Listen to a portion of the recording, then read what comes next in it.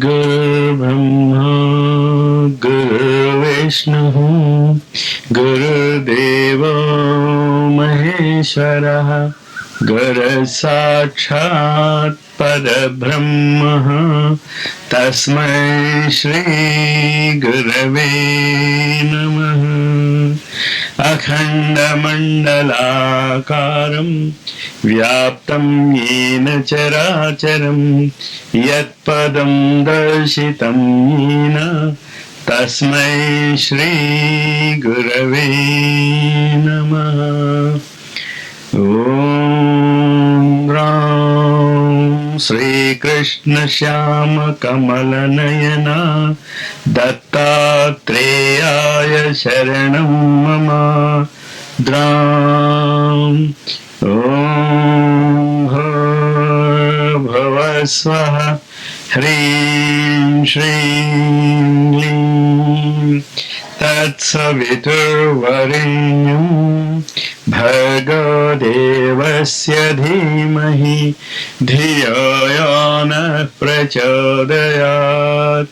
ह्रीं श्रीं क्लीं कैलह्रीं हसकहलह्रीं सकलह्रीं श्रीं। ప్రకృతిలో కొన్ని విశేషమైనటువంటి సంఘటనలు ఒక విశేషమైనటువంటి చక్రీయ గమనంలో జరుగుతూ ఉంటాయి. భారతీయ ఆధ్యాత్మికత ఈ చక్రీయ గమనాలను పట్టుకుంది. ఈ చక్రీయ గమనాలను అర్థం చేసుకున్నటువంటి వ్యక్తికి అద్భుతమైనటువంటి శక్తి సామర్థ్యాలు వస్తాయి. వర్షం ఎప్పుడు పడుతుందో తెలిస్తే పంట బాగా పండించుకోగలుగుతాడు. ఎండలు ఎప్పుడు వస్తాయో తెలిస్తే దానికి కావాల్సినటువంటి ప్రికాషన్స్ వాడు తీసుకోగలుగుతాడు. వర్షం ఎప్పుడు బాగా కురుస్తుందో, చలి ఎప్పుడు బాగా వస్తుందో అది మన చేతిలో లేదు, అది ప్రకృతి యొక్క చేతిలో ఉంది. దాన్ని మనం మర్చిపోయి మన జీవితాలను ప్రకృతికి చాలా దూరంగా జీవించడం నేర్చుకుని చివరికి ప్రకృతికి మనకి సంపూర్ణంగా సంబంధము తెగిపోయేటట్టు చేసుకున్నాం మనం. ఇది గుర్తుంచుకోండి. ఆధ్యాత్మికత అంటే మనం ఏం పిల్లి ముగ్గలు వేసే అక్కర్లేదు, గందరగోళాలు ఏమీ చేసే అక్కర్లేదు, ఏ తపశ్చర్యలు చేయక్కర్లేదు. మీరు చేయవలసినటువంటి చాలా చిన్న సహజమైనటువంటి ప్రక్రియ ఏమిటి అంటే బీ న్యాచురల్, సహజంగా ఉండండి.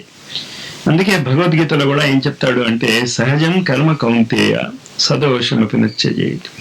నీకు దోషయుక్తంగా ఉండొచ్చు. ఎండాకాలంలో ఎండ చాలా బాధ పెడుతుంది. ఈ సూర్యుడు ఏం లాభం లేదు, ఎండ మండించేస్తున్నాడు అనుకున్నా అనుకోకపోయినా పాపం వాడు మండిస్తాడు. ఆ సూర్యుడే శీతాకాలంలో మీరు వాళ్ళ దగ్గర పోయి కూర్చుంటారు, ఇంకాస్త ఎండ వస్తే బాగుందని ఇవ్వడు.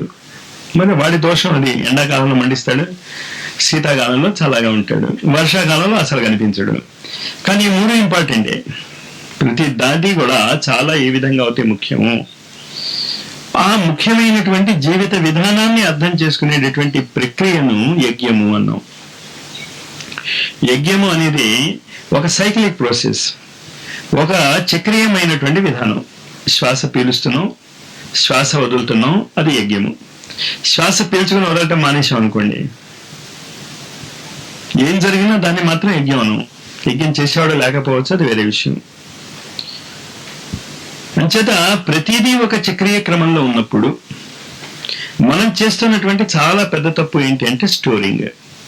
నిలవ ఉంచుకునేటటువంటి ఒక లక్షణం ఉన్నదే మానవీయ వ్యక్తులకు. అది చాలా పెద్ద రోగం ఒకటి తగులుకుంది. ఏ కారణం చేతనా తగులుకోవచ్చు, అది వేరే విషయం. యజ్ఞమయ ప్రవృత్తి అంటే సాక్రిఫైస్ అంటున్నాం కదా, దానం అంటున్నాం కదా. ఆ దానాన్ని ఏ విధంగా చేయాలి, స్టోర్ చేసినటువంటి వస్తువులను సవ్యమైనటువంటి ఉపయోగం ఎలా చేయాలి, మీరు చాలా జాగ్రత్తగా ఒక అవగాహనకి రండి. స్టోరింగ్ వద్దన్నారు కనుక ఇంకా మన దగ్గర ఉన్నటువంటి నిలవల్ని వాటిని తీసి పంచేస్తాము అనే అనుకోక్కర్లే. మీరు ఉపయోగించుకోవటం నేర్చుకోండి దాన్ని. ఆ ఉపయోగించుకోవటం నేర్చుకోవటం ఎలాగే అన్నది నిన్న మనం చదువుకుంటున్నటువంటి పురుష సూక్తంలోని చివరి శ్లోకం. ఇవాళ అక్కడ నుంచి మనం మొదలెడదాం. మిగతా శ్లోకాలు ఒకసారి మామూలుగా చదివేసుకుందాం. దాని తర్వాత ఆ యజ్ఞమయ విధానం ఎక్కడి నుంచి మొదలెట్టామో అక్కడ నుంచి మనం చదువుకుందాం. సహస్రశీర్ష పురుషః సహస్రాక్షః సహస్రపాత్ స భూమిం విశ్వతో వృత్వా అత్యతిష్టదశాంగులం పురుష ఏవేదగుం సర్వం యద్భూతం యచ్చ భవ్యం ఉదామృతత్వస్యేషానః యదన్నేనాతిరోహతి ఏతావాన్ అస్య మహిమా అతో జ్యాయాగుంశ్చ పురుషః పాదోస్య విశ్వాభూతాని త్రిపాదస్యామృతం దివి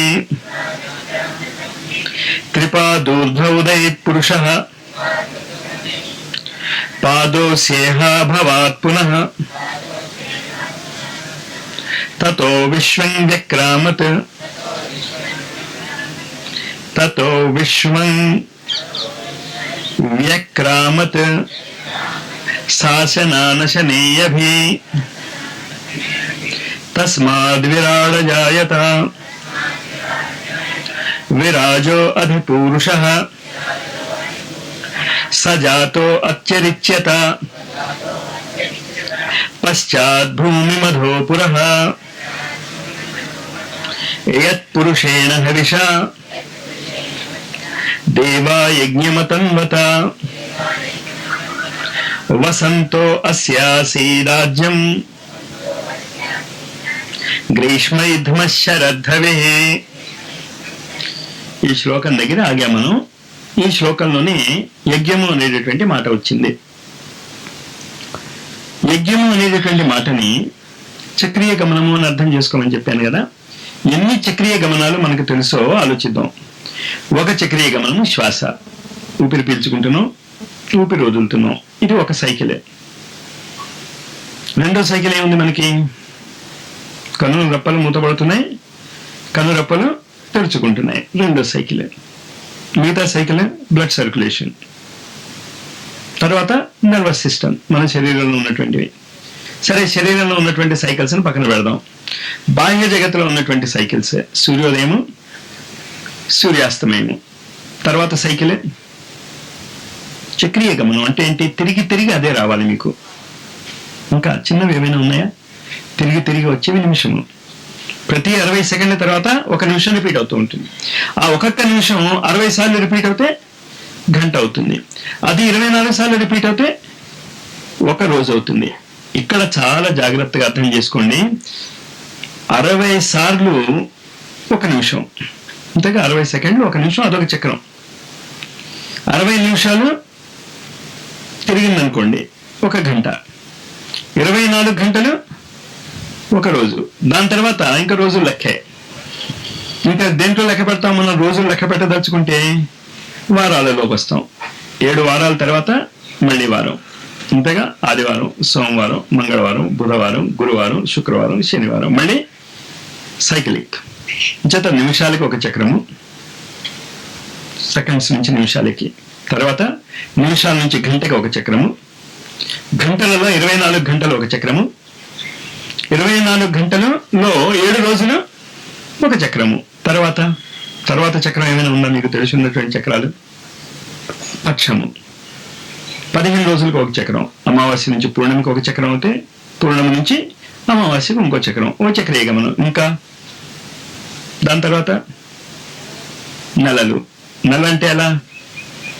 30 రోజులకి 1 చక్రం. తర్వాత సంవత్సరం. సంవత్సరం తర్వాత ఇంకా పెద్ద చక్రాలు ఏమైనా ఉన్నాయా? మనకి తెలిసినంత వరకు లేవు. మన జీవితానికి ఉపయోగపడేంత వరకు లేవు. 60 సంవత్సరాల తర్వాత షష్టి పూర్తి అంటాం, కానీ అది కూడా మనం ఎందులో లెక్క పెడుతున్నాం? సంవత్సరాల్లోనూ లెక్క పెట్టి ఆపేసుకుంటాం. అంచేత మనిషి జాతికి సంబంధించినంత వరకు ద బిగ్గెస్ట్ సైకిల్, చాలా పెద్ద చక్రీయ క్రమం ఏంటి అంటే సంవత్సరం. ఇంకన్నీ కూడా సంవత్సరంలో భాగాలే అవుతాయి. దాని తర్వాత ఏంటవుతాయి? అవి చక్రాల యొక్క మల్టిప్లికేషన్. ఇవి కాకుండా ఇంకా పెద్ద మల్టిప్లికేషన్స్ ఏవైనా ఉన్నాయేమో చూద్దాం. పెద్ద మల్టిప్లికేషన్స్కి వెళ్తే 4,32,000 సంవత్సరాలు ఒక సైకిలే. దానికి రెట్టింపు ఒక సైకిల్. తెలుసు కదా, 4,32,000 సంవత్సరాలు అంటే ఒక కలియుగం. దాన్ని రెట్టింపు చేశారు 8,64,000 సంవత్సరాలు ద్వాపర యుగం. దాన్ని 3 రెట్లు చేశారు. దీన్ని కలియుగాన్ని 3 రెట్లు చేశారు. అది త్రేతాయుగం. కలియుగాన్ని 4 సార్లు చేశారు, సత్యయుగం. ఈ 4 మళ్ళా 71 సార్లు రిపీట్ అయ్యి 1000 సార్లు రిపీట్ అవుతాయి. సహస్రయుగ పర్యంతం అని అటేటో పోయారు వాళ్ళు. ఈ సైక్లిక్ ప్రాసెసెస్ మీరు అర్థం చేసుకోండి. ఇవి ఎప్పుడైతే మనం ఉపయోగించుకోవటం మానేశామో భారతదేశంలో ఆధ్యాత్మికత పోయింది. ఇవి ఉపయోగించుకోవాలి. మనం ఉపయోగించుకోవటం లేదు, లెక్క పెట్టుకుంటున్నాం అంతే. ఉపయోగించుకోవటం అనేది ఎప్పుడు వస్తుంది? హోరా విజ్ఞానం చెప్పుంటారు మీకు. హోరా విజ్ఞానంలో పొగలు వచ్చేటటువంటి 12 హోరాలు, రాత్రి వచ్చేటటువంటి 12 హోరాలు, ఆ సైక్లిక్ ప్రాసెస్ ని ఎలా ఉపయోగించుకోవాలి. ఈ విధంగా చక్రీయ గమనంలో చేసేటటువంటి ప్రతి పనిని యజ్ఞం అంటాం మనం. దానికి ఇదంతా చెప్పుకొచ్చేది.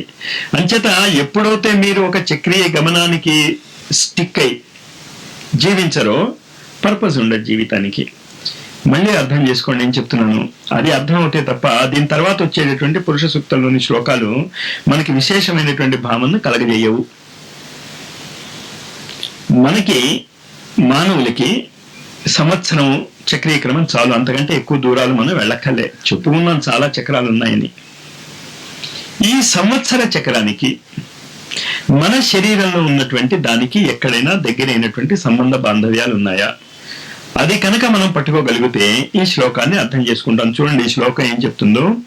యత్ పురుషేణ హవిష, పురుషుడను వాణ్ణి యజ్ఞ పశువుగా బంధించి. ఎవడు పురుషుడు? పురుషుడు అంటే ఎవడు? ఎవడి గురించి మనం మాట్లాడుకుంటున్నాం? పురుషుడు అనేటటువంటి భావన అది మీకు చాలా స్పష్టంగా అవగాహన ఉండాలి. ఎవడు పురుషుడు? మన శరీరంలో అన్ని చోట్ల, ప్రతి చోట సర్వమావృత్య తిష్టతే, ఏ చేతనత్వం అయితే అన్ని చోట్ల ఆవరించి ఉన్నదో, మన శరీరంలోనూ ఉంది, మైక్లోనూ ఉంది, గడ్డిపోచలోనూ ఉంది, పరమాణువులోనూ ఉంది. మనం ఉన్నా లేకపోయినా అది ఉంటుంది. అది ఒకటే. ఆ చేతనత్వాన్ని పురుషుడు అన్నాం. ఆ పురుషుడు ఏమైపోయాడు? యత్ పురుషేణ హవిష దేవాయజ్ఞమ తన్వత, దేవతలు యజ్ఞం చేశారు. దేవతలు అంటే ఏమిటి? ఇంతవరకు మనం చదువుకున్న దాన్ని బట్టి దేవతలు అనేటటువంటి పదానికి మీరు ఏదైనా ఒక విశేషమైనటువంటి అర్థాన్ని పట్టుకోగలిగారా? దేవతలు, వెలుగు, ఇంకా ఏం చెప్తున్నాడు అక్కడ? యత్ పురుషేణ హవిష దేవాయజ్ఞ మతన్వత, దేవతలు పురుషుడను హవిస్సు చేత యజ్ఞమును చేసిరి. దేవతలు పురుషుడు అనేటటువంటి వ్యక్తిని హవిస్సుగా అంటే యజ్ఞములో వేసేటటువంటి పదార్థముగా మార్చి యజ్ఞము చేసిరి. అది చెప్తున్నాడు. యజ్ఞం అంటే ఏంటో చెప్పాను కదా మీకు, ఒక చక్రీయ గమనం. ఈ యజ్ఞాన్ని ఎవరు చేస్తున్నారు? దేవతలు చేస్తున్నారు. మనిషి చైతన్య యజ్ఞం పురుష సూక్తంలో యజ్ఞాన్ని ఇప్పుడు ఇంట్రడ్యూస్ చేశాడు ఈ శ్లోకంలోనే. ఏమని చెప్తున్నాడు ఈ శ్లోకంలో? దేవతలు యజ్ఞం చేశారు. ఎక్కడ ఉన్నారు ఈ దేవతలు? నేను చెప్పాను త్రిపాదూర్ధ ఉదయ పురుష, పురుషుడు ఆ 3 పాదాల నుంచి ఉదయిస్తున్నాడు. మరి దేవతలు ఎక్కడ ఉన్నట్టు? 3 పాదాల్లో ఉన్నట్ట, ఈ 1/4 లో ఉన్నట్ట? 3 పాదాలలో ఉన్నట్టు. అంచేత 3 పాదాలలో ఉన్నటువంటి దేవతలు, ఒక్కొక్క పాదానికి ఒక్కొక్క దేవత కనుక మనం అనుకుంటే బ్రహ్మ విష్ణు మహేశ్వరుల యొక్క ఈక్వేషన్, వీటన్నిటికీ కనిపించినటువంటి ఆ గురుసత్తా యొక్క ఈక్వేషన్ మనం తర్వాత చూసుకుందాం శరీరంలో. అంచేత ఆ దేవతలు ఎక్కడున్నారు? ఈ త్రిపాదంలో. ఏ త్రిపాదంలో? అమృతత్వమైనటువంటి దేవాలయంలో. అమృతత్వ లక్షణము కలిగినటువంటి ఆ 3 పాదాలలో ఉన్నారు కనుక దేవతలు ఎవరు? అమృతమూర్తులు. అంచేత దేవతలకి అమృతత్వం ఎందుకు వచ్చింది అంటే వాళ్ళు ఉండేది ఆ లోకాల్లోనే కనుక. ఇంగ్లాండ్లో ఉన్న వాడికి ఇంగ్లీష్ వచ్చిందని మనం ఆశ్చర్యపోం, వాడికి ఇంగ్లీష్ రాకపోతే మీరు ఆశ్చర్యపోవాలి కదా. అలాగే దేవతా లోకంలో ఉన్నటువంటి ఆ దేవతలు యజ్ఞం చేసిరి. ఎక్కడ చేసి ఉంటారు యజ్ఞం? వాళ్ళు భూలోకంలో చేసి ఉంటారా, దేవతా లోకంలో చేసి ఉంటారా?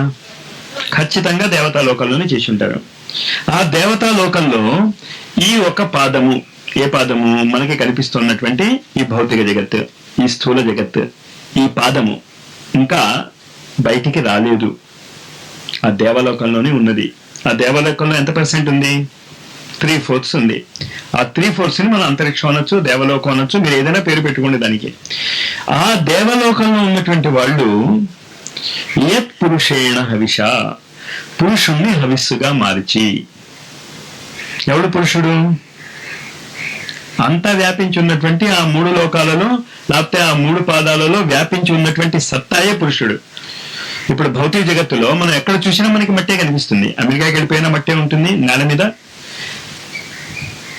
చంద్రగ్రహానికి వెళ్ళిపోయినా మట్టే కనిపిస్తుంది, కుజగ్రహానికి వెళ్ళిపోయినా మట్టే కనిపిస్తుంది, అన్ని చోట్ల మట్టే కనిపిస్తుంది. అంచేత ఈ విషయంలో ఉన్నటువంటి వ్యక్తులు ఉపయోగించుకోదలుచుకుంటే ఏం ఉపయోగించుకోవాలి? మట్టిని ఉపయోగించుకోవాలి. ఆ మట్టిలో ఉన్నటువంటి ఇనుమును ఉపయోగించుకోవచ్చు, మట్టిలో ఉన్నటువంటి బంగారాన్ని ఉపయోగించుకోవచ్చు, మట్టిలో ఉన్నటువంటి దాన్ని దేన్నైనా నువ్వు వేరు చేసుకుని ఉపయోగించుకో. కానీ నువ్వు ఉపయోగించుకుంటున్నటువంటి ఆ పదార్థం ఎక్కడి నుంచి వస్తుంది? భూమి నుంచే రావాలి. అంచేత మనము ఈ ఒక పాదంలో మృతమయమైనటువంటి శరీరాలు కలిగి ఉన్నటువంటి మనము ఏ విధంగా ఈ శరీరాన్ని కూడా ఈ మట్టిలోంచే తయారు చేసుకున్నాము. మన చుట్టూరా ఉన్నటువంటి గడ్డి కానీ, జంతువులు కానీ, ఇవన్నీ కూడా ఎక్కడి నుంచి ఏర్పడ్డాయి? ఈ మట్టిలో ఉన్నటువంటి ఖనిజాల నుంచి ఏర్పడ్డాయి. దాన్ని మించి ఎక్కడైనా కొత్త రకమైనటువంటి పదార్థాలను తెచ్చుకుని ఈ విశ్వంలో మీరు దేన్నైనా సృష్టించగలరా? ఉన్నదాంతోనే కదా సృష్టించగలరు, లేని దాని నుంచి మీరు ఎక్కడి నుంచి సృష్టిస్తారు? అంచేత ఆ దేవతలు ఎవరిని ఉపయోగించుకున్నారు సృష్టించడానికి, యజ్ఞం చేయడానికి? ఆ పురుషుడిని ఉపయోగించుకున్నారు. చాలా గొప్ప పని చేశారు వాళ్ళు. అంతకంటే వాళ్ళు చేయగలిగేది ఏముంది? అంచేత యత్ పురుషేణ హవిష దేవా యజ్ఞం అతన్వత, యజ్ఞం చేశారు వాళ్ళు. యజ్ఞం చేసినప్పుడు 3 పాయింట్స్ వాళ్ళు తీసుకున్నారు. వసంతో అస్యాసీద్ ఆద్యం, వసంతము ఆద్యముగా ఉపయోగించుకున్నారు. మన శరీరాలలో ఈ ఆద్యము అనేటటువంటి దానికి చాలా దగ్గరగా ఉన్నటువంటి స్థితిని మీరు చెప్పగలరా? ఆద్యం అంటే నెయ్యి. మన శరీరాలలో నేతికి చాలా దగ్గరగా ఉన్నటువంటి పదార్థం. ఇంకా ఇంకా నెయ్యి ఏంటని? నెయ్యి ఏమని? అగ్ని వల్ల నెయ్యి కరుగుతుంది. సరే, ఎందుకు నేను ఈ ప్రశ్న వేస్తున్నాను అంటే మీరు చాలా జాగ్రత్తగా అర్థం చేసుకోండి. నేను ఎటు మిమ్మల్ని తీసుకెళ్ళటానికి ట్రై చేస్తున్నాను. యజ్ఞము అంటే ఒక చక్రీయ విధానం అని చెప్పాం. ఏవం ప్రవర్తితం చక్రం. భగవద్గీత చదువుకుంటున్నప్పుడు 3వ అధ్యాయంలో కూడా మనం చదువుకున్నాం కదా. It is a cyclic process. సృష్టి మొదలవలేదు. సృష్టి మొదలవక ముందు ఎవడున్నాడు? పురుషుడు ఉన్నాడు. పురుష సూక్తం అదే కదా చెప్తుంది. ఆ పురుషుడు ఎంత వ్యాపించి ఉన్నాడు? 3/4 వ్యాపించి ఉన్నాడు. సృష్టి కూడా కలుపుకుంటే అది ఎంత అవుతుంది? పూర్ణం అవుతుంది. సృష్టి లేకపోతే ఒక పాదము మాత్రమే సృష్టిగా ఏర్పడుతూ ఉంటుంది, మళ్ళీ అది లీనమైపోతూ ఉంటుంది, బయటకు వస్తూ ఉంటుంది, లీనమైపోతూ ఉంటుంది, బయటకు వస్తూ ఉంటుంది. ఎక్కడి నుంచి? 3 పాదాలు ఎప్పుడూ అమృతత్వంలోనే ఉంటుంది. దానికి నాశనము లేదు, దానికి మృత్యువు లేదు. అక్కడ ఎవరున్నారు? ఈ దేవతలు ఉన్నారు. ఈ దేవతలు ఒక యజ్ఞం చేశారు. యజ్ఞం చేయటం వల్ల ఏం చేశారు? ఆ పురుషుడికి రకరకాలైనటువంటి రూపాలు ఇవ్వగలిగారు. మనం కూడా ఏం చేస్తాం? పృథ్వీలో ఉన్నటువంటి ఖనిజాలను తీసుకుంటాం. ఖనిజాలను తీసుకుని రకరకాలైనటువంటి రూపాన్ని తయారు చేస్తాం. చివరికి ఆ ఖనిజాలు మళ్ళీ ఎక్కడ కలుస్తాయి? మళ్ళీ పృథ్వీలోనే కలుస్తాయి. చక్రీకరణమేగా. మీరు ఇల్లు కట్టేసుకోండి, అది కట్టేసుకోండి, ఇది కట్టేసుకోండి, కొన్ని సంవత్సరాలు ఉంటాయి, లక్షల సంవత్సరాలు ఉండొచ్చు, కానీ చివరికి ఎక్కడ పోతాయి అవి? నాశనం అయ్యే పరమాణువులు కదా. ప్రకృతిలో సృష్టి ఆదిలో ఎన్ని పరమాణువులు ఉన్నాయో సృష్టి అంతంలో కూడా అన్ని పరమాణువులు ఉంటాయి. ఆ పరమాణువుల యొక్క మీరు ఏం చేస్తున్నారు? ఒకసారి బంగారాన్ని చాలా ఎక్కువగా వాడతాం, ఒకసారి ఇనుముని చాలా ఎక్కువగా వాడతాం, ప్లాస్టిక్ని ఒకసారి చాలా ఎక్కువగా వాడతాం, వెళ్ళి రకరకాలైనటువంటి పదార్థాలను మీరు వాడినప్పటికీ ఆ పదార్థాలు ఎక్కడి నుంచి తెస్తున్నారు? మీరు భూమిలోంచి తెస్తున్నారు. మళ్ళీ ఆ పదార్థాలు ఎక్కడికి వెళ్తాయి? ఖచ్చితంగా భూమిలోకి వెళ్ళాలి, ఇంకెక్కడికి వెళ్ళలేవు అవి. మీరు ఎంత దాచిపెట్టుకున్నా ఏం చేసినా ఎప్పుడో అప్పుడు ఆ పదార్థాలన్నీ కూడా భూమిలోకి వెళ్ళిపోతాయి. అంచేత పదార్థాలు భూమిలోంచి బయటికి రావటం, భూమిలోంచి బయటకు వచ్చినటువంటి పదార్థాలు నిత్యంగా రకరకాలైనటువంటి రూపాన్ని ఏర్పరచుకున్న తర్వాత కాలక్రమములో అవి విశేషమైనటువంటి పరిస్థితుల్లో మళ్ళా భూమిలోకి లీనమైపోవటం అనేది మనం అర్థం చేసుకోగలుగుతున్నాం కదా. ఇది అక్కడ కూడా జరుగుతుంది. ఎక్కడ? అంతరిక్షంలో, దేవతాలోకంలో, లేకపోతే పురుష రూపంలో, లేకపోతే ఆ 3 పాదాలు ఉన్నాయే నాశరహితమైనటువంటి అమృతత్వమైనటువంటి ఆ లోకంలో ఇదే జరుగుతుంది. ఎలా జరుగుతుందో పట్టుకోమంటున్నా. ఎలా జరుగుతుందంటున్నాడు? అజ్యము. అజ్యాన్ని దేన్ని వాడుతున్నాడు వాడు? వసంత ఋతువుని. వసంత ఋతువు ఎప్పుడు వస్తుంది? వసంత ఋతువు ఎప్పుడు వస్తుంది? మనం ప్రకృతికి ఎంత దగ్గరగా ఉన్నామో చూడండి. వసంత ఋతువు ఎప్పుడు వస్తుందో మనకు తెలియదు. నాకు తెలియదు, అందుకని మిమ్మల్ని అడుగుతున్నా. నాకు తెలుసుంటే నేను చెప్పేసి ఉండేవాడిని. తెలుసా మీకు? చైత్ర వైశాఖ మాసాలంటే ఇప్పుడేనేమో జరిగిపోయిందా? సరే, అంటే చైత్ర వైశాఖ మాసాలు ఉగాది ఏమైనా వస్తుందా మనకి? అంతే కదా. అందుకు చెప్తున్నాను, అది ఉగాది అప్పుడు మీ సృష్టి క్రమం స్టార్ట్ అవుతుంది. అందుకే దాన్ని ఏమంటాం మనం? ఉగాది అన్నాం. యుగం యొక్క ఆది, సృష్టి యొక్క విధానం అప్పుడు స్టార్ట్ అవుతుంది. అంచేత మనం ఏ విధమైనటువంటి నిత్య నూతనమైనటువంటి కొత్తదైనటువంటి విషయాలు వాటిని స్టార్ట్ చేయాలంటే ఎప్పుడు స్టార్ట్ చేయాలి? మీరు ఖచ్చితంగా ఉగాది నాడే స్టార్ట్ చేయాలి. సైక్లిక్ ప్రాసెస్ మనకు అర్థమవుతాయి. కానీ మనం ఎంత గొప్పవాళ్ళం అంటే ఉగాది ఎప్పుడో తెలియదు, జనవరి 1 ఎప్పుడో మనం చెప్పగలం. ప్రకృతికి దూరం అయిపోయాం మనం. అది ఆద్యము అన్నాడు. ఆద్యము అంటే ఇప్పుడు చెప్పగలరా ఏంటో? ఉగాది నాడు ఒక కొత్త పని మొదలెట్టారు. కొత్త పని మీరు మొదలెట్టారు. ఆ వసంత ఋతువు, ఆ రెండు ఆద్యము నెయ్య. కొత్త పని మొదలెట్టినప్పుడు వస్తువులే ఉండవు. మీ దగ్గర ఏముంటుంది? ప్లాన్ ఉంటుంది, అంతేనా? ప్లాన్ ఎక్కడ ఉంటుంది? మీ మనసులో ఉంటుంది, మీ ఆలోచనలో ఉంటుంది. అంతేనా? మానవ శరీరంలో వసంత ఋతువు బదులు నేతిగా పనిచేసేది ఏది? ఆలోచనలు. బ్రహ్మార్పణం బ్రహ్మవిర్ బ్రహ్మాగ్నో బ్రహ్మణాహృతం బ్రహ్మైవతేన గంతవ్యం బ్రహ్మ కర్మ సమాధిన. భగవద్గీతలో దీన్ని ఈ విధంగా చెప్పాడు. ఏ విధంగా చెప్పినా చాలా జాగ్రత్తగా అర్థం చేసుకోండి. మన యొక్క ఆలోచనలే ఎప్పుడైనా రూపుదాలుస్తాయి. ఆలోచనే లేదనుకోండి, రూపుదాల్చదు. ఇల్లు కట్టుకోవాలి అనేటటువంటి ఆలోచన ఉంటే కట్టుకోవచ్చు, కట్టుకోకపోవచ్చు. అసలు ఇల్లు కట్టుకోవాలనే లేదనుకోండి, మీకు గ్యారంటీగా ఇల్లు కట్టుకోరు. ఇంచేదంటే మీకు ఆలోచన లేదు కనుక. అంచేత నెయ్య, అగ్నిని ప్రజ్వలింపజేసేటటువంటి పదార్థము మనలో ఏంటి? ఆలోచనలు. అది గుర్తుంచుకోండి. ఈ ఆలోచనలకి మృత్యువు లేదు. అంచేత ఈ ఆలోచనలు ఏ క్షేత్రం నుంచి వస్తున్నాయి మనకి? ఆ దేవతాలోకం నుంచి వస్తున్నాయి. ఏ ఆలోచన నష్టపోదు. ప్రకృతిలో మనం చెప్పేది అది. ఏ ఆలోచనకి మృత్యువు లేదు. మీరు ఏ ఆలోచన ఆలోచించినా ఆ ఆలోచన అమృతత్వమే. ఆ ఆలోచన అలాగా ఉండిపోతుంది. తర్వాత గ్రీష్మ యుద్ధమ శరద్ధవి. సమిధలు ఏంటి దానికి? గ్రీష్మ ఋతువు అంటే ప్రస్తుతం ఉన్నటువంటి ఋతువు. ఏంటమ్మా నెలలు చెప్పు? గ్రీష్మ ఋతువు ఏంటో? జ్యేష్ఠ? నాకు తెలియదు, మీరేం చెప్తే అదే రైట్.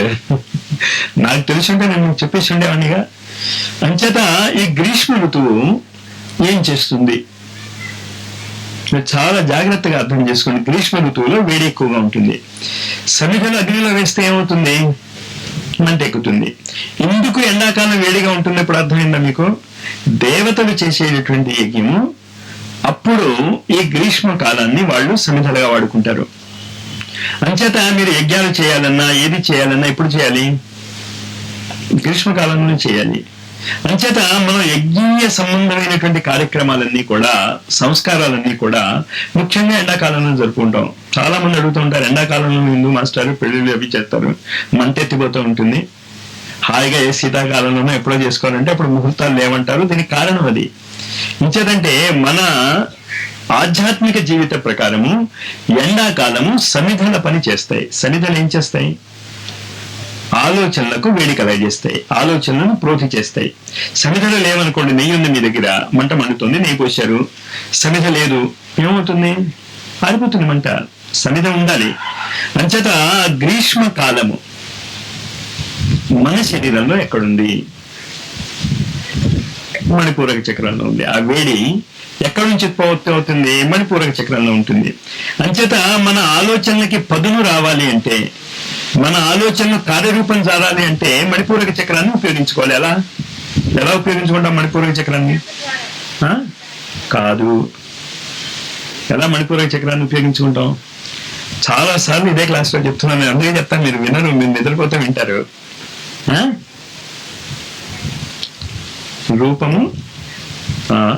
రూపము జ్ఞానమా? రూపాన్ని కాదు. అంచేత ఎలా?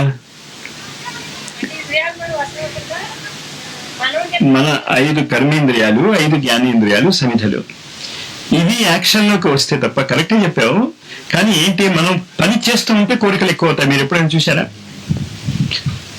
అంచేత కర్మేంద్రియాన్ని కానీ జ్ఞానేంద్రియాన్ని కానీ మీరు ఎప్పుడైతే ఉపయోగించుకుంటారో మీ మనసులో ఉన్నటువంటి ఆలోచనలు ఏమవుతాయి?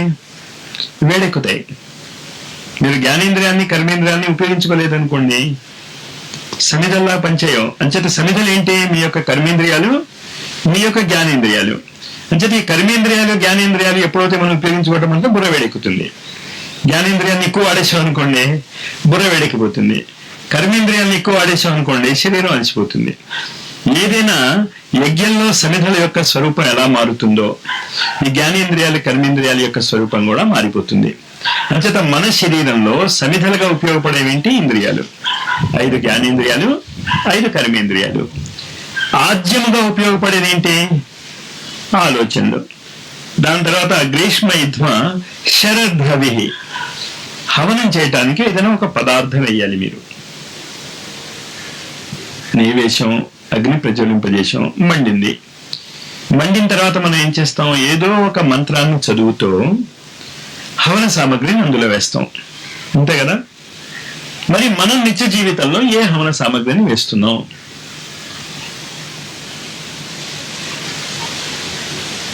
రోజు ఏదో ఒక హవన సామగ్రి వేస్తూనే ఉండాలి, లేకపోతే దాన్ని యజ్ఞం అనం. ఆలోచనలు నీతి పని చేస్తున్నాయి అన్నాం, ఒప్పేసుకున్నాం. ఇంధనాల పని, ఇంధనాలంటే సమిధల పని ఏం చేస్తున్నాయి? మన కర్మేంద్రియాలు జ్ఞానేంద్రియాలు చేస్తున్నాయి, లేకపోతే మన యొక్క మణిపూరక చక్రం చేస్తుంది. శరత్ ఋతువు ఎప్పుడు వస్తుంది? మీరు చెప్పాల్సింది, నాకేం తెలియదు. అది ఎప్పుడు వచ్చినా నాకు అభ్యంతరం లేదు, ఎప్పుడో అప్పుడు వస్తుంది గ్యారంటీగా, సరేనా? అదే వచ్చినప్పుడు. అంచేత మీకు హోంవర్క్లు పెరిగిపోతున్నాయి, మీరు ఏం చేస్తున్నారో నాకు తెలియదు. ఇదేదైనా లిస్టు రాసి తగిలించమ్మా బోర్డు ఒకటి దేవాలయంలో, ఈ ఋతువులది. దయచేసి ఇంగ్లీష్ నెలలో కూడా రాస్తే నాకు అర్థం కాదు. అంచేత ఆ శరదృతువు ఏంటని, శరదృతువు అంటే ఏంటి? హవన సామాగ్రి. ఏంటి, మీరు హవన సామాగ్రి ఎప్పుడైనా వేయటం చూసారా? యజ్ఞంలో ఏం చేస్తారు? హవన సామాగ్రి చేత్తో తీసుకుంటారు, చేత్తో తీసుకుని ఏం చేస్తారు? నిప్పులో వేస్తారు కదా. మరి అలాంటి చేత్తో నిప్పులో వేసే పని ఏం చేయటం లేదా? మీరు రోజు ఆహారం తీసుకుంటున్నారుగా, అదే పని చేస్తున్నారు కదా మీరు. ఇక్కడ మీరు గుర్తుంచుకోవాల్సింది ఏంటంటే, ఏ హవన సామగ్రి వేస్తే ఏ విధమైనటువంటి ఫలితాలు వస్తాయని మనకు స్పష్టంగా తెలుసు. ఇంకా ఆ స్థాయికి మన యజ్ఞాలలో వెళ్ళకపోయినా గాయత్రి మంత్రాన్ని ఉపయోగించుకుని మనం చేసేటటువంటి యజ్ఞంలో వేసేటటువంటి ఈ పదార్థం ఉంది ఇక్కడ వేస్తున్న దాంట్లో హిమాలయాలలో దొరికేటటువంటి 33 వనమూలికలు ఉన్నాయి. ఆ 33 వనమూలికల్ని గురుదేవులు ఎలా తయారు చేశారు? మన శరీరంలో ఉన్నటువంటి 33 దేవతలకి ఆహారముగా, హవిస్సుగా ఏదైతే ఉపయోగపడుతుందో వాటిని మన శరీరంలో నిర్మాణమైనటువంటి ప్రపోర్షన్ ప్రకారం దాన్ని తయారు చేశారు ఆయన. అంచేత గాయత్రి మంత్రం ఏం చెప్తుంది? నాకు సద్బుద్ధి కావాలి, నేను బాగా పని చేయాలి, నేను ఆ భగవంతుడి వైపుకి వెళ్ళాలి. ఓం భూర్భువస్వ తత్సవితుర్వరేణ్యం భర్గో దేవస్య ధీమహి ధియో యో నః ప్రచోదయాత్. ఆ శ్రేష్టమైనటువంటి సవితా తేజస్సు నన్ను సన్మార్గం వైపు నడిపించుగాక అని చెప్తూ మీరు హవన సామగ్రి వేస్తారు. మీరు ఆహారం తీసుకుంటున్నప్పుడు ఏ మంత్రాన్ని జపిస్తున్నారు? ఇంకా ఆహారం ఏం పని చేస్తుంది? మొదటి తప్పు ఎక్కడ జరుగుతుందో, మన జీవితాలు కూడా యజ్ఞమయం అవ్వాలి అంటే ముందు మీరు తీసుకునేటటువంటి ఆహారం యజ్ఞమయం అవ్వాలి. ఫస్ట్ స్టేజ్ అది చక్రీయగమం. ఏంటి చక్రీయగమనం? అక్కడ పొద్దున్న టిఫిన్ తింటాం, మళ్ళీ లంచ్ తీసుకుంటాం, మళ్ళీ టిఫిన్ చేస్తాం, మళ్ళీ డిన్నర్ తీసుకుంటాం, మళ్ళీ చక్రీయగమనమే కదా. ఆ టైంకి ఆహారం పడకపోతే నీరసం వచ్చేస్తుంది. యజ్ఞం అంటే ఏం చెప్పాను నేను మీకు? సైక్లిక్ ప్రాసెస్లే కదా. ఇప్పుడు యజ్ఞంలో 3 భాగాలు ఉన్నాయి. మన ఆలోచనలు, మన కర్మేంద్రియాలు లేక జ్ఞానేంద్రియాలు, ప్లస్ మనం తీసుకునేటటువంటి ఆహారం. దీనిని కనుక మీరు సక్రమంగా తీసుకోగలిగితే యజ్ఞం ఏం చేస్తుందని చెప్తాడు భగవద్గీతలో. సహయజ్ఞ ప్రజా సృష్ట్వా పురోవాచ ప్రజాపతి అనేన ప్రసవిశ్వధ్వం ఏషవో స్త్విష్ట కామధుక్. అంచేత ఈ పని మీరు ఆలోచనలు, మీ యొక్క జ్ఞానేంద్రియ కర్మేంద్రియాలను ప్లస్ మీరు తీసుకునేటటువంటి ఆహారాన్ని నోట్లో వేసుకోవాలి. ఆహారం మీరు గాయత్రి మంత్ర ఆహుతులతో ఏ విధంగా అయితే యజ్ఞకుండంలో ఆహారం వేస్తున్నారు, మరి మీరు ఏ మంత్రాన్ని జపిస్తూ ఆహారాన్ని వేసుకుంటున్నారు? న్యూస్ పేపర్లో చదివినటువంటి వార్తలు. మరి భలే మీ శరీరాలు తయారవుతాయి. ఇంచేతంటే ఏ మంత్రాన్ని ఉపయోగించుకుంటూ మీరు ఆహుతులు వేస్తారు, ఆ ఫలితాలే వస్తాయి కదా. మరి ఆ క్షణంలో మీ మనసులో ఉన్నటువంటి ఆలోచనలుగా, ఏ క్షణంలో భోజనం చేస్తున్నప్పుడు ఏ విధమైనటువంటి ఆలోచనలు మీ మనసులో ఉన్నాయో ఆ ఆలోచనలే మీకు ఫలితం ఇస్తాయి. మీకు మనసులో టెన్షన్, ఈ పని అవుతుందా అవదా అని, అదే ఆలోచిస్తూ భోజనం చేస్తారు, బయటికి వెళ్తారు, ఏమవుతుంది? ఆ పని అవదు. రీజన్ ఏం చెప్తారు? ఫలానా వాడు అలా అన్నాడు, ఫలానా వాడు ఇలా చేశాడు, వీడు ఇలా అన్నాడు కనుక జరగలేదని. తప్పు ఎక్కడ జరిగింది? మీరు చేస్తున్నటువంటి యజ్ఞము లోపభూయిష్టమైనది. ఎక్కడ తప్పు వచ్చింది? ఆలోచనలకి, జ్ఞానేంద్రియ కర్మేంద్రియాలకి మీరు తీసుకునేటటువంటి ఆహారానికి సంబంధం లేదు, చక్రీయగమనం లేదు. అంటే ఏ ఆహారం పడితే ఆహారం తీసుకోవడానికి వీల్లేదు. సీక్రెట్ డాక్టర్ క్లాసులు నేను చెప్తున్నప్పుడు కొన్ని ఎక్స్పెరిమెంట్స్ చేయించాను నేను మనుషుల చేత, ఇక్కడ కాదు కాశీలో. ఈ ఎక్స్పెరిమెంట్స్ చేస్తున్నప్పుడు మీకు ఏ ఆహారం నచ్చదో చాలా జాగ్రత్తగా మీరు ఎక్స్పెరిమెంట్స్ చేసి చూసుకోండి. ఈ యజ్ఞం యొక్క ప్రభావం ఎంత స్పష్టంగా మీకు తెలుస్తుందో. చాలా మందికి కొన్ని ఆహారాలు నచ్చవు. మీకు నచ్చని ఆహారం తీసుకుని బయటకు వెళ్ళండి, ఆ రోజు ఏ పని జరగదు. మీరు కావాలంటే చేసి చూసుకోండి. అది ప్రపంచంలో ఏ శక్తి కూడా ఆపలేదు దాన్ని.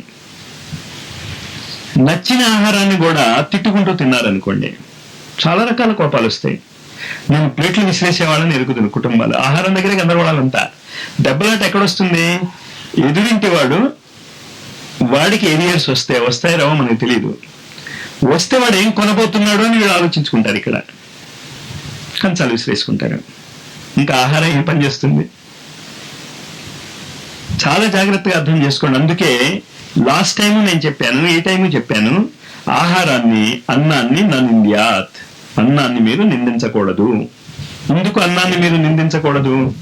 చాలాసార్లు నేను మీకు ఆ రోజు కూడా ఉదాహరణ చెప్పాను. కానీ మీకు ఎవడైనా ఉద్యోగం ఇచ్చి మీ ప్రాణాలను నిలబెట్టి మిమ్మల్ని ఆనందంగా జీవించడానికి తగినటువంటి పరిస్థితులు కల్పించిన వాడు మీ దగ్గరికి వస్తే మీరేం చేస్తారు? వాడిని చాలా గౌరవించాలి కదా. మరి ఆహారం మిమ్మల్ని ఏం చేస్తుంది? మీ ప్రాణాన్ని నింపుతుంది కదా, మిమ్మల్ని నిలబెడుతుంది కదా. మరి మీరేం గౌరవిస్తున్నారు దానికి?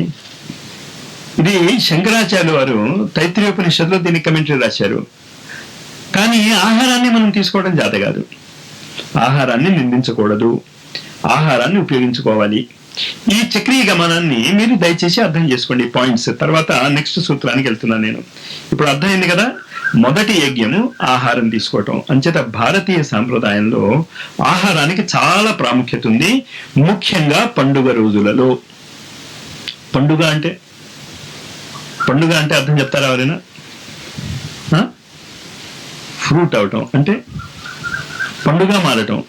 పండుగ ఎప్పుడు మారుతుంది? పక్వానికి వస్తే. అంచేత పండుగ రోజులు ఏ విధమైనటువంటి రోజులు? మీ యొక్క కోరికలు పక్వానికి వచ్చేటటువంటి రోజులు. ఆ రోజు మనం ఏం చేస్తాం? దాన్ని మర్చిపోతాం మనం. జాగ్రత్తగా దీన్ని గుర్తుంచుకోండి. పండుగల రోజులు కూడా అద్భుతమైనటువంటి చక్రీయ గమనంతో వస్తాయి. తిదివార నక్షత్రాలు బట్టేగా వచ్చేవి. ఆ తిదివార నక్షత్రాలు బట్టి వచ్చేటటువంటి పండుగ రోజులలో ఏ ఆహారం తీసుకోవాలో చాలా స్పష్టంగా చెప్పారు మన ఋషులు. భాద్రపద శుద్ధ చతుర్థి చవితి, వినాయక చవితి అంటాం. ఆ రోజు ఏం తీసుకోవాలి? పాపం వినాయకుడు పెట్టేస్తాం, మనం మాత్రం తినాం. వినాయకుడి కోసం కాదు అది పెట్టింది. ఆ రోజు మీరు అది మాత్రమే తినాలి, మిగతా అన్నీ చేసుకుని అది కూడా ఆహారం ఎప్పుడైతే చెప్పారో అవి మాత్రమే తినాలి మీరు. అలాగా చాలా చాలా ఆయుర్వేదంలో రకరకాలైనటువంటి యజ్ఞ ప్రక్రియలు ఆహారాన్ని బేస్ చేసుకుని మీ శరీరానికి దానికి చాలా ప్రముఖ పాత్ర ఇచ్చేటట్టు చేశారు. ఎందుకు? ఏంటిట అంత తినకపోతే ఏంటిట? ఈ ఋషులు వాళ్ళు అస్వాద వ్రతం అని చెప్తారు, భోజనం మీద రుచి ఉండకూడదంటారు, భోజనం మీద వెంపర్లాడొద్దంటారు, ఆహారాన్ని మానేయమంటారు, ఉపవాసాలు చేయమని చెప్పినటువంటి వాళ్ళు ఆహారానికి ఇంత ప్రాముఖ్యత ఎందుకు ఇచ్చారు చెప్పండి? మీరు నిలబట్టి వింటున్నారు కదా నేను చెప్పేది. ఆహారానికి ఎందుకు ప్రాముఖ్యత ఉంది? ఆహారమే మనస్సుగా మారుతుంది. చాలా జాగ్రత్తగా గుర్తుంది. మీరు ఏ విధమైనటువంటి ఆహారం తీసుకుంటారో మీ మనస్సు ఆ విధంగానే ఉంటుంది. అంచేత మనస్సును మార్చుకోవాలంటే మీరు ఏం కష్టపడక్కర్లే, ఆహారాన్ని మార్చుకోగలిగితే చాలు మనస్సు మారిపోతుంది. కానీ ఎలా మార్చుకోవాలో ఆ సైన్స్ పోయింది. ఆ సైన్స్ కనుక మనం చాలా జాగ్రత్తగా గుర్తు చేసుకుంటే మీ ఇంట్లో వాళ్ళని మీరు స్పెషల్గా రిక్వెస్ట్ ఏం చేయక్కర్లే, అది కొని పెట్టండి, ఇది కొని పెట్టండి, ఇది కొని చేయండి అని ఏం చేయక్కర్లే. ఆహారంలో కనుక మార్పు చేసేస్తే పాపం కొనని వాడు కూడా సరే పదా అని కొంటాడు. అది ఏంటి అని నన్ను అడగండి. అది నిజంగా నాకు తెలియదు, అది ఉంది అది ఎక్కడ. కానీ కాస్త తెలివైన వాళ్ళు అవుతే ఈ పాటికే మీకు అర్థమైపోయి ఉంటుంది. మీకు చాలా సార్లు ఈ ఎక్స్పెరిమెంట్ మీరు చేసి ఉంటారు. ఆహారాన్ని కనుక మీరు మార్చగలిగితే మీ జీవితంలో 90% కోరికల్ని పూర్తి చేసుకోవచ్చు. కానీ జాగ్రత్తగా ఉండండి, ఇతరులకి సంబంధించినటువంటి కోరికల్ని మీరు పూర్తి చేసుకోలేరు. అంటే మీరు ఒక కోరిక కోరారనుకోండి, ఫలానా వాడు మా ఇంటికి వచ్చేయాలని, ఈ ఆహారంతో దాంతో వాడేం రాడు, వాడి కోరికలు ఉంటాయిగా, వాడే ఆహారాన్ని పెట్టుకుంటాడు, ఇంకా డిషన్ అంచేత అది కుదరదు. మీ వ్యక్తిగతమైనటువంటి ఇతరులతో సంబంధం లేకుండా ఉన్నటువంటి ఏ కామ్య పరిస్థితులైనా కూడా ఆహారం ద్వారా మార్చుకోవచ్చు. ఆహారం ద్వారా దేన్ని చేస్తాం మనం? అగ్నిలో ఆహుతి వేసి. ఈ పాయింట్స్ క్లియర్గా ఉన్నాయి కదా? ఈ పాయింట్స్ మీరు మెమరైజ్ చేసుకోండి. ఇంతకంటే ఇంకొక యజ్ఞం ఉంది. ఆహారమే కాకుండా భౌతికమైనటువంటి ఆహారం గురించి మాట్లాడుకున్నాం కదా, ఇది కాకుండా ప్రతి ఇంద్రియానికి దాని ఆహారాలు ఉన్నాయి. కన్నుకి కన్ను యొక్క ఆహారం ఉంది, చెవులకి చెవులు యొక్క ఆహారం ఉంది. అంచేత దేనికి ఇవ్వవలసినటువంటి ఆహారాన్ని మీరు సక్రమంగా ఇస్తే ఆ ఇంద్రియం ఏమవుతుంది? పుష్టి చెందుతుంది. ఇది అంతా కాకుండా ఇంకొక విచిత్రమైనటువంటి కర్మ మన శరీరంలో జరుగుతూ ఉంటుంది. మన ప్రసక్తి లేకుండా మనం ఏ విధంగా దాన్ని కంట్రోల్ చేయలేము, దాన్ని ఏ విధంగానూ ఏమీ చేయలేము. అది మన శ్వాస. ఏమీ చేయలేరు మీరు దానంతా అది లోపలికి వెళ్తూ ఉంటుంది, బయటకు వస్తూ ఉంటుంది. ఆహుతి దానంతా అదే జరిగిపోతూ ఉంటుంది. శ్వాస, ఉచ్ఛ్వాస, నిశ్వాస. ఇది మన కంట్రోల్లో లేదు. ఏంటి? ఆపగలగటం కానీ, ఇది వద్దు అనుకున్నా, నేను ఇవాళ నుంచి ఊపిరి పీల్చుకోను నువ్వు అనుకోవచ్చు, కానీ ఊపిరి వెళ్తూనే ఉంటుంది, మీరు దాన్ని ఆపలేరు. కానీ ఇది కూడా యజ్ఞమే. ప్రాణాయామ యజ్ఞం అని, ప్రాణయజ్ఞం అని పిలుస్తూ ఉంటారు. ఈ మొత్తము లహరి మహర్షి యొక్క టెక్నిక్ ఈ యజ్ఞ విధానం మీద ఉంది. 5 రకాలైనటువంటి ప్రాణాలు మన శరీరంలో ఉంటాయి. 5 రకాల ప్రాణాలు ఎక్కడి నుంచి వస్తాయి మనకి తెలుసా మీకు? 5 రకాలైనటువంటి ప్రాణాలు మన శరీరంలో ఎలా వస్తాయి, అది తెలియాలి మనకి. లహరి మహర్షి యొక్క అంతరార్థము, లహరి మహర్షి యొక్క శ్వాస విజ్ఞానం మనకు అర్థం అవ్వాలి అంటే, శ్వాస విజ్ఞానంలో శ్వాసని నేను ఇందాక చెప్పుకున్న యజ్ఞ విధానంలో దేని బదులు వాడుతున్నాను? శ్వాసను. ఆలోచనలు ఏంటి? నెయ్యి. కర్మేంద్రియాలు, జ్ఞానేంద్రియాలు సమిధలు. మరి శ్వాస హవన ద్రవ్యంగా వాడుతున్నాం మనం. ఈ హవన ద్రవ్యాన్ని కనుక మీరు సమానంగా వాడుకోగలిగితే ఒక అద్భుతం జరుగుతుంది. ఏంటో అద్భుతం జరుగుతుంది అంటే, మీరు శ్వాస పీల్చి వదిలే లోపల బాహ్య జగత్తులో 1 సంవత్సరంలో జరిగేటటువంటి పరిణామ క్రమం మీకు ఒక శ్వాసలో జరుగుతుంది. చాలా జాగ్రత్తగా అర్థం చేసుకోండి. ఎక్కడ మనం మన గురువులకి ద్రోహం చేస్తున్నాం అంటే, ఎక్కడ మన గురువుల్ని మనం సవ్యంగా అర్థం చేసుకోలేకపోతున్నాం అంటే టెక్నిక్ లో చాలా స్పష్టంగా క్రియాయోగలో ఇంకంటే నేను రహస్యాలు ఎన్ని బట్టబయలు చేయటంలే, యోగానంద చాలా స్పష్టంగా తన పుస్తకాల్లోనే రాశాడు ఇదంతా. ఆయన రాసినా మనం పట్టించుకోం. మీకు ఉన్నటువంటి అద్భుతమైనటువంటి శక్తి సామర్థ్యాలు ఎక్కడున్నాయి? మనకు ఉన్నటువంటి maximum time period cyclic process లో ఏంటి? సంవత్సరం కదా. 1 సంవత్సర కాలంలో మీరు పొందగలిగేటటువంటి అనుభూతులు, మీరు సాధించగలిగేది, శ్వాసను కనుక హవన సామగ్రిగా ఉపయోగించుకుని మీరు శ్వాస పీల్చుకుంటే 1 శ్వాసలో జరిగిపోతుంది. అతిశయోక్తి ఏం కాదు, ఇది ఏమీ అతిశయోక్తి కాదు. కంప్యూటర్లో మీరు డౌన్లోడ్ చేస్తున్నారు, ఒక్కసారి ఇలా నొక్కుతారు, 50 పేజీల మ్యాటర్ 1 సెకండ్ల కింద దిగిపోతుంది. తర్వాత మీరు చదువుకోవడానికి చాలా టైం పట్టొచ్చు. అలాగే ఆ ప్రాణాయామ విధానం ఏదైతే లహరి మహాశయ బాబాజీ ద్వారా తెలుసుకున్నారో ఆ శ్వాస మీరు ఇప్పుడు చేస్తున్నారు. అదే రహస్యం ఏం లేదు అక్కడ. దాన్ని మీరు గమనించుకోవటం లేదు. ఆహారం మీరు రోజు తింటున్నారు కదా, రోజు టిఫిన్ చేస్తున్నాం, అది చేస్తున్నాం. ఏ రోజు ఏ టిఫిన్ చేస్తే బాస్కి చాలా కోపంగా ఉంది, మీరు ప్రమోషన్ కోసం అడగాలి. అడిగితే ఇన్నేళ్ళ బట్టి మీరు చేసిన ఏకలో బట్టి నీకెందుకు ప్రమోషన్ ఇవ్వాలి అని అడుగుతాడు. మీరు ఆ రోజు తినబోయేటటువంటి టిఫిన్ మార్చుకుని వెళ్తే ఖచ్చితంగా బాస్ కోపం రాదు, చాలా నవ్వుతో చెప్తాడు. చెప్పేది వాడి ఇష్టం వచ్చిందే చెప్తాడు. బాస్ మూడు మీరు మార్చలేరు. చాలా జాగ్రత్తగా అర్థం చేసుకోండి. మీరు ఫలితాలను కానీ బాస్ యొక్క మనస్సుని కానీ మార్చలేరు, కానీ ఆ టోన్ని మార్చగలరు. అదేదో టీవీ అడ్వర్టైజ్మెంట్ చూశాను, అదేదో తింటుంది. అది ముందేం చెప్తుంది? ఖరాఖండిగా నో అని బుర్ర బదలగొట్టేటట్టు చెప్తుంది. అది నోట్లో వేసుకుంటే నో అనే అంటుంది పాపం, అది కానీ భలే అందంగా అంటుంది. అంచేత మీరు అది మార్పించుకోగలరు. బాహ్య పరిస్థితుల్లో ఉన్నటువంటి వేడిని మీరు తగ్గించుకోగలరు. దాన్ని ఎక్స్పెరిమెంట్ చేసుకోండి. మీరు ఈసారి మీరు మౌనంగా భోంచేయమని చెప్పేది అందుకు. మీరు మౌనంగా కనుక భోంచేయడం మొదలెట్టి ఉండుంటే నేను చెప్పిన రోజు నుంచి పాటికి మీకే అర్థమైపోయేది ఏం తింటే ఏమయ్యేదో. దాన్ని మీరు చాలా జాగ్రత్తగా అర్థం చేసుకుంటూ, రెండోది ఇప్పుడు చెప్తున్నాను నేను ఏం చెప్పాను, నేను శ్వాసను హవన సామగ్రిగా మీరు ఉపయోగించుకోగలిగితే, అంటే ఆహారంగా కనుక మీరు ఉపయోగించుకోగలిగితే ఖచ్చితంగా మీరు 12 శ్వాసలు పీల్చుకున్నారనుకోండి, 12 సంవత్సరాల పరిణామక్రమం దాటేస్తారు. 144 శ్వాసలు తీసుకుంటే 144 సంవత్సరాలలో మీకు వచ్చేటటువంటి అనుభూతులు మీరు ఖచ్చితంగా పొందగలుగుతారు. కానీ ప్రాణాయామం చేస్తూ ఆ శ్వాసను చేస్తూ మీరు కళ్ళు మూసు కూర్చున్నారనుకోండి, ఆ అనుభూతుల్ని రానివ్వలేదనుకోండి, రావు. ఇది అంతా కూడా ఈ శ్లోకంలో చెప్పాడు. ఇది ఇప్పుడు అర్థమవుతుందేమో చూడండి. ఈ శ్లోకం యత్ పురుషేణ హవిష. ఈ హవన్ సామగ్రి యజ్ఞం మనం చేస్తున్నాం. ఎవరి వల్ల చేయగలుగుతున్నాం? మన లోపల పురుషుడుని బట్టి. ఆ చేతనత్వం మన శరీరంలో లేదనుకోండి, చేయగలరా మీరు యజ్ఞం అంతా? మనం అంతే. దేవతలు ఎలాగైతే చేశారో మన శరీరంలో ఉన్నటువంటి పురుషుణ్ణి మనం పట్టి ఉంచాం. ఎక్కడ పట్టి ఉంచాం? మన శరీరంలో పట్టి ఉంచాం. మన శరీరంలో పట్టి ఉంచినటువంటి ఈ పురుషుణ్ణి యత్ పురుషేణ హవిష దేవా యజ్ఞమతన్వత. మనం దేవతలు అక్కడ యజ్ఞం చేస్తే మనం ఇక్కడ యజ్ఞం చేస్తున్నాం. వసంతో అస్యాసి రాజ్యం గ్రీష్మ ఇధ్మ శరద్ధవి. ఆలోచనలను నీతిగా, జ్ఞానేంద్రియాలను కర్మేంద్రియాలను సమిధలుగా, మన యొక్క ఇంద్రియాల యొక్క ఆహారాన్ని కానీ శ్వాసని కానీ హవన సామగ్రిగా ఈ యజ్ఞాన్ని వాళ్ళు తయారు చేశారట. తయారు చేయగానే ఏం మ్యాజిక్ జరిగిందో చూడండి. సప్తాస్యాసం పరిధయ, సప్తాస్యాసం పరిధయ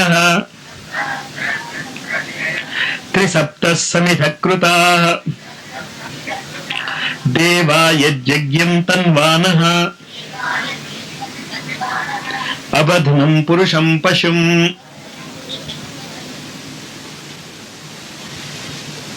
సప్తాస్యాసన్ పరిధయ. ఈ యజ్ఞకర్మ వల్ల, మామూలు యజ్ఞకర్మ ఆహారం తీసుకుందామని అక్కడికే ఆగుదాం మనం, మిగతావి తర్వాత ఎలాగో జరుగుతాయి. ఆహారం తీసుకునేటటువంటి యజ్ఞకర్మ మనం రోజు చేస్తున్నాం కదా, పొద్దున్న వీలున్నప్పుడల్లా చేస్తూ ఉంటాం. ఈ యజ్ఞకర్మ చేయటం వల్ల 7 రకాలైనటువంటి పరిధులు ఏర్పడ్డాయి అన్నాడు. ఏంటవి 7 రకాలైనటువంటి పరిధులు? 7 చక్రాలు అనుకోవచ్చు, లేకపోతే మన శరీరంలో ఉన్నటువంటి 7 శరీరాలు. స్థూల శరీరము చెప్పుకున్నాం కదా మనం. సూర్యుడి యొక్క 7 కిరణాలు మన శరీరంలో ఉన్నటువంటి 7 పరిధులుగా ఏర్పడతాయని కూడా అనుకోవచ్చు. అంచేత 7 పరిధుల గురించి మనం విశేషంగా డిస్కస్ చేసుకోక్కర్లేదు. మనకి స్థూల శరీరం ఉంది, దాని తర్వాత కామమయ శరీరం ఉంది, దాని తర్వాత మనోమయ శరీరం ఉంది, దాని తర్వాత విజ్ఞానమయ శరీరం ఉంది, దాని తర్వాత ఆత్మ, దాని తర్వాత అనుపాదక, దాని తర్వాత ఆది. ఇలాగా 7 పరిధులు మనకి ఏర్పడ్డాయి. మనం యజ్ఞం చేస్తున్నప్పుడు తిన్నటువంటి ఆహారము 7 రూపాలుగా ఎలా స్థానాంతరణ చెంది మన శరీరంలో నెత్తురు, ఎముకలు ఇవి కూడా 7 ఉన్నాయి. వీటిని మనం ఏమంటాం అంటే సప్తధాతువులు అంటాం. మనం భౌతిక జగత్తులో తీసుకున్నటువంటి భౌతిక ఆహారము 7 ధాతువులుగా ఎలా ఏర్పడతాయో మన ఆహారం కూడా 7 రూపాల్లో ఉంటుంది. ఇది అర్థం చేసుకోండి. మన భౌతిక శరీరం ఉంది, మనకి ఎన్ని ఉన్నాయి? 7 శరీరాలు ఉన్నాయి. ఈ మైక్ ఉంది, అంచేత ఈ మైక్ కూడా ఏమవ్వాలి? 7 శరీరాలు ఉండాలి. ఈ పృథ్వీ గ్రహం ఉంది, ఈ పృథ్వీకి ఏమవ్వాలి? 7 శరీరాలు ఉండాలి. ఆ చెట్టు ఉంది అక్కడ, ఆ చెట్టుకు కూడా 7 శరీరాలు ఉండాలి. మరి మనం తీసుకుంటున్నటువంటి ఆహారానికి 7 శరీరాలు ఉన్నాయా? ఆహారం జీవంతమై ఉంటే గ్యారంటీగా 7 శరీరాలు ఉంటాయి. మృతమైనటువంటి ఆహారం అయితే ఇక్కడ ఎస్ఎస్ఏ వాళ్ళ యొక్క ప్లస్ పాయింట్ మనకు అర్థమవుతుంది. మృతాహారము మనం తీసుకునేటువంటి ఆహారం ఎలాంటిది? కాల్చేస్తాం కదా. అంచేత మనం తీసుకునేటటువంటి ఆహారాలలో 7 శరీరాలను ప్రోధి చేసేటటువంటి ఆహారము లేదు. మహా అయితే అది ఏం చేయగలదు? 3 శరీరాలను ప్రోధి చేయగలదు, మిగతా 4 శరీరాలను ప్రోధి చేయలేదు.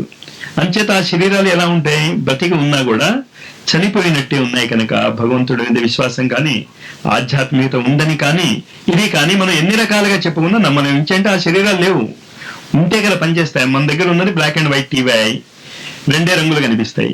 పక్కవాడింట్లో కలర్ టీవీ ఉంది, 7 రంగులు కనిపిస్తాయి. నువ్వు టీవీని బదులు కొడితే ఏంటి, ఏం చేస్తే ఏంటి? నీ బ్లాక్ అండ్ వైట్ టీవీలో 7 రంగులు రావాలంటే నువ్వు ఒకటే పని చేయాలి.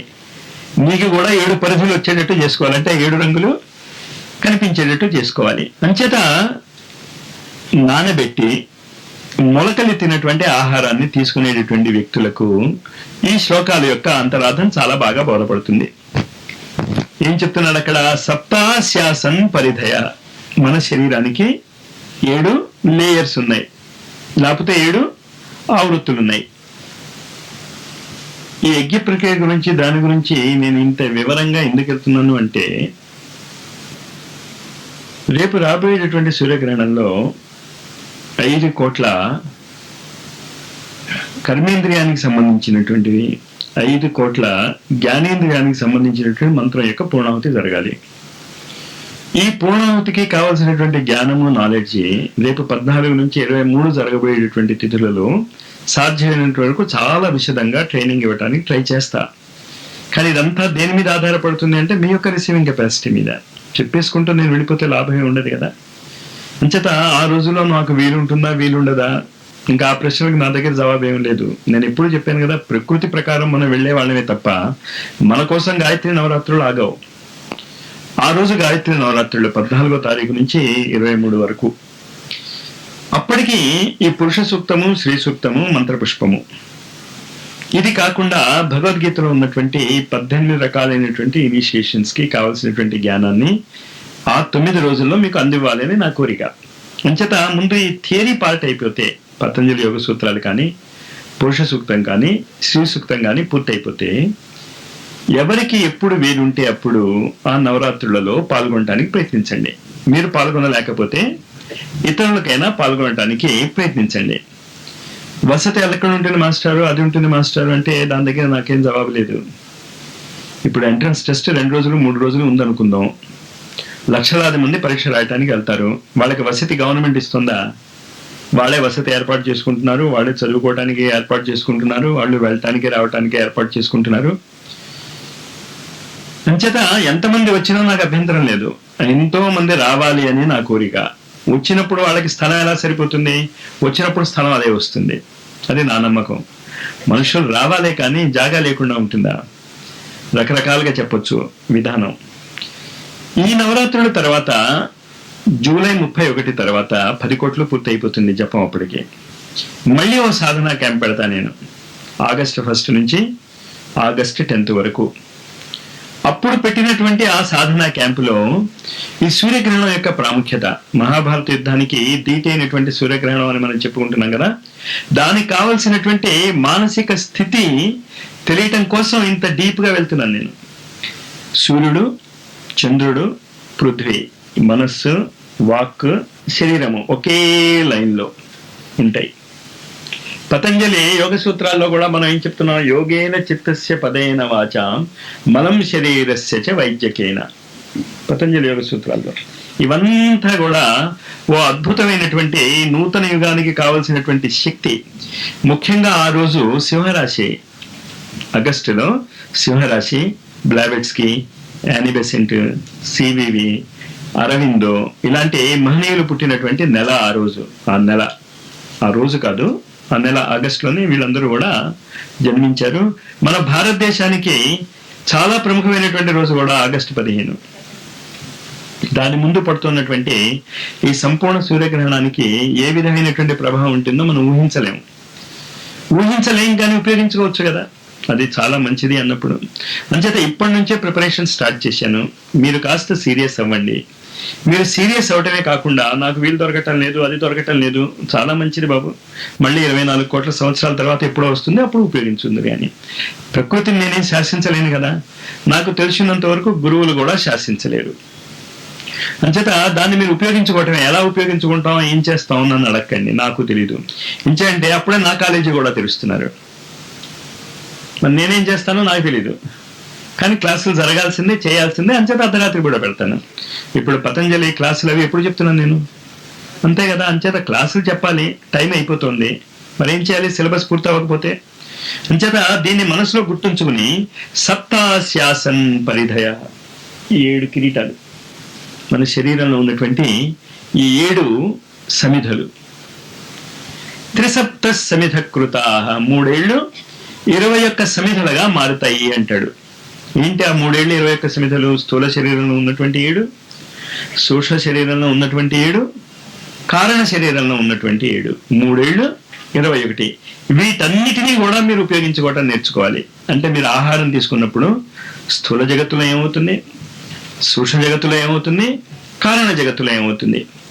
స్థూలంగా బాహ్యంగా గనక మనం జాగ్రత్తగా ఆలోచించుకుంటే 3 పాయింట్స్ చాలా జాగ్రత్తగా గుర్తుంచుకోండి. దీన్ని బాగా మననం చేసుకోండి. 1, మనం తీసుకున్నటువంటి ఆహారము భౌతికంగా మలంగా మారుతుంది, సూక్ష్మ జగత్తులో నెత్తురుగా మారుతుంది, కారణ జగత్తులో మనస్సుగా మారుతుంది. మనం తీసుకున్నటువంటి ఆహారం, ఏ ఆహారం మీరు తీసుకున్నా మామూలుగా మలంగా మారిపోతుంది, బయటకు వదిలేస్తాం. సూక్ష్మ జగత్తులో ఆహారమే నెత్తురుగా మారుతుంది, ఆ ఆహారమే కారణ జగత్తులో మనస్సుగా మారుతుంది. నెయ్యి మనం వేసుకుంటాం. నెయ్యి అంటే ఆవు నెయ్యి, ఈ నెయ్యి అని కాదు, anything that is fat and oils అని చెప్పుకుంటాం కెమిస్ట్రీలో. అది కారణ జగత్తులో వాక్కుగా మారుతుంది. నెయ్యి. నీళ్లు తాగుతాం మనం. నీళ్ళు అంటే ఏంటి? చారు కానీ, సాంబార్ కానీ, ఎనీథింగ్ దట్ ఈస్ లిక్విడ్. అది మామూలుగా పనికిరాంది యూరిన్గా మారుతుంది, పనికొచ్చేది కారణ జగత్తులో అది ప్రాణంగా మారుతుంది. చాలా జాగ్రత్తగా అర్థం చేసుకోండి. అంచేత ద్రవ పదార్థం మీరు ఏది తీసుకున్నా మీ ప్రాణానికి ప్రోధి అవుతుంది. స్థూల జగత్తులో ఏది తీసుకున్నా మీ మనస్సుని ప్రోధి చేస్తుంది. ఆయిలీ కంటెంట్ ఏది తీసుకున్నా మీ వాక్కుకి మారుతుంది. ఎప్పుడైతే వాక్కుని మనం దురుపయోగం చేసుకోవటం మొదలెట్టామో, చచ్చినట్టు ప్రకృతి ఏం చేసింది, మీరు ఆయిల్ వేసుకునే అర్హత కోల్పోయారు అంది. నెయ్యి వేసుకోవడం మానేయండి, వేసుకుంటే చస్తా ఉంటున్నారు. అవడు చావడు. మనకి వాక్కు ఉపయోగించి చస్తున్నాం తప్ప వాక్కు ఉపయోగించకుండా చావటం లేదు. దాన్ని చాలా జాగ్రత్తగా గుర్తుంచుకోండి. కానీ కొన్ని విషయాలు నేను ఇప్పుడు చెప్పలేదు కావాలని, దాన్ని మీరు గమనించుకోండి. సూక్ష్మము, స్థూలము, సూక్ష్మము, కారణము. అది ఇక్కడ చెప్తున్నాడు. త్రిసప్త సమిధకృత దేవా యజ్ఞం తన్వానా, దేవతలు ఏ యజ్ఞాన్ని అయితే తడిపెట్టిరో అబధనం పురుషం పశుం, ఈ శరీరంలో ఆ సర్వాంతర్యామి అయినటువంటి ఈశ్వరుణ్ణి బంధించి వేసి ఈ రకమైనటువంటి యజ్ఞాన్ని చేశారు. ఈ కార్యక్రమాలకి ఈ విధమైనటువంటి పనులు మనం చేయాలనుకుంటే ఖచ్చితంగా అనేక అంతరాయాలు జరుగుతాయి. భౌతికంగా రావచ్చు, శారీరకంగా, లేకపోతే మనం చేసేటటువంటి సోషల్ యాక్టివిటీస్ వర్క్ వల్ల, మన బాధ్యతల వల్ల. ఈ అంతరాయాలన్నీ కూడా ఓంకారోపాసన వల్ల పోతాయి అని పతంజలి తన యొక్క సూత్రాల్లో చెప్తున్నాడు. ఆ ఓంకారోపాసనే శ్వాసకు కూడా ఉపయోగించుకుంటాం క్రియాయోగంలో. ఎలా ఉపయోగించుకుంటాం క్రియాయోగంలో అది మనకు ముఖ్యం కాదు, కానీ శ్వాసను మీరు బాగా పీల్చుకుని ఓం అనేటటువంటి ఉచ్చారణ చేస్తూ పూర్తిగా వదిలేస్తాం. మనం మళ్ళీ గాలి పీల్చుకుంటాం, మళ్ళీ వదిలేస్తాం, గాలి పీల్చుకుంటాం, మళ్ళీ వదిలేస్తాం. ప్రతిసారి మనం ఏం ఉచ్చారణ చేస్తాం? ఓం అనేటటువంటి ఉచ్చారణ చేస్తాం. తస్య వాచక ప్రణవ. పతంజలి యోగ సూత్రాలలో ఈ ఓంకారం గురించి చాలా విపులంగా, చాలా విశదంగా చెప్పబడింది. దాన్ని మళ్ళీ మళ్ళీ చదువుకోండి. చదువుకోవటం వల్ల ఏమవుతుంది అంటే తజ్జప తదర్థ భావనం. మీకు అర్థం అవుతున్నది ఎందుకు చేయమంటున్నాము, కానీ మీకు అర్థమైనా అర్థమైపోయినా అది చేయవలసిన పని అది చేస్తుందని చెప్పాను కదా. పెద్ద పులి వచ్చింది అనుకోండి, మనం చేసేదేం లేదు, అదే చేస్తుంది కనుక ఆ ఓంకారాన్ని మీరు ఉపాసన చేస్తే చేసేదేదో ఆ ఓంకారమే చేస్తుంది కనుక కళ్ళు మూసేసుకోండి. 21 సార్లు ఆ ఓంకారాన్ని చేసుకుందాం.